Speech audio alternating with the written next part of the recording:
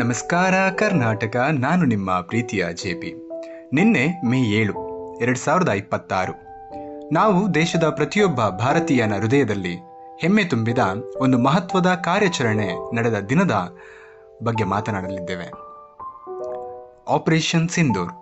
ನಿನ್ನೆಗೆ ಈ ಕಾರ್ಯಾಚರಣೆಗೆ 1 ವರ್ಷ ಪೂರ್ಣಗೊಂಡಿದೆ ಮತ್ತು ಸಂಪೂರ್ಣ ಭಾರತ ನಮ್ಮ ವೀರ ಯೋಧರಿಗೆ ಗೌರವ ಸಲ್ಲಿಸ್ತಾ ಇದೆ.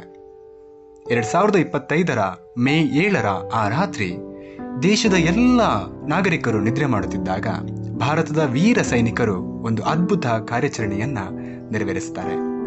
ಅದನ್ನ ಜಗತ್ತು ನೋಡುತ್ತೆ, ಹಾಗೆ ಶತ್ರುಗಳು ಅದನ್ನ ಅನುಭವಿಸ್ತಾರೆ. ಪಹಲ್ಗಾಮ್ ದಾಳಿಯ ನಂತರ ಅಲ್ಲಿ 26 ನಿರಪರಾಧಿಗಳ ಜೀವ ಹೋದಾಗ ಭಾರತ ಕೇವಲ ದುಃಖದಲ್ಲೇ ಉಳಿಯೋದಿಲ್ಲ. ಭಾರತ ಅದಕ್ಕೆ ಸರಿಯಾದ ಉತ್ತರವನ್ನ ನೀಡ್ತದೆ. ಆ ಉತ್ತರದ ಹೆಸರೇ ಆಪರೇಷನ್ ಸಿಂಧೂರ್.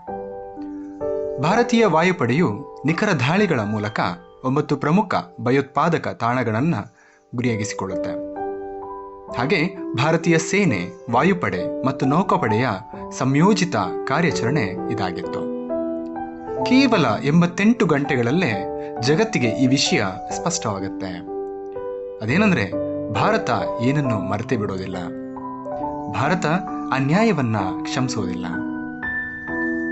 ಈಗ 1 ವರ್ಷ ಕಳೆದರೂ ಈ ಕಾರ್ಯಾಚರಣೆ ಕೇವಲ ಒಂದು ಮಿಲಿಟರಿ ಸ್ಟ್ರೈಕ್ ಆಗಿಲ್ಲ, ಇದು ಒಂದು ಸಂದೇಶವಾಗಿ ಉಳ್ಕೊಂಡಿದೆ.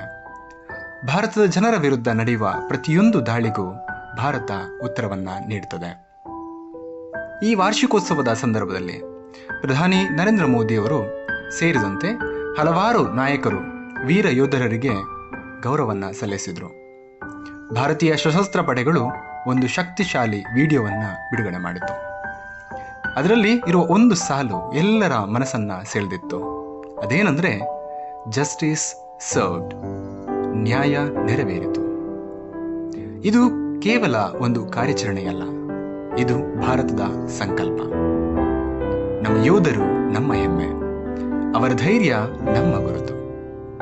ಇಂದು ನಾವು ಎಲ್ಲರೂ ಒಟ್ಟಾಗಿ ಹೇಳೋಣ, ಭಾರತೀಯ ಸಶಸ್ತ್ರ ಪಡೆಗಳಿಗೆ ನಮ್ಮ ಗೌರವ. ಜೈ ಹಿಂದ್, ವಂದೇ ಮಾತರಂ.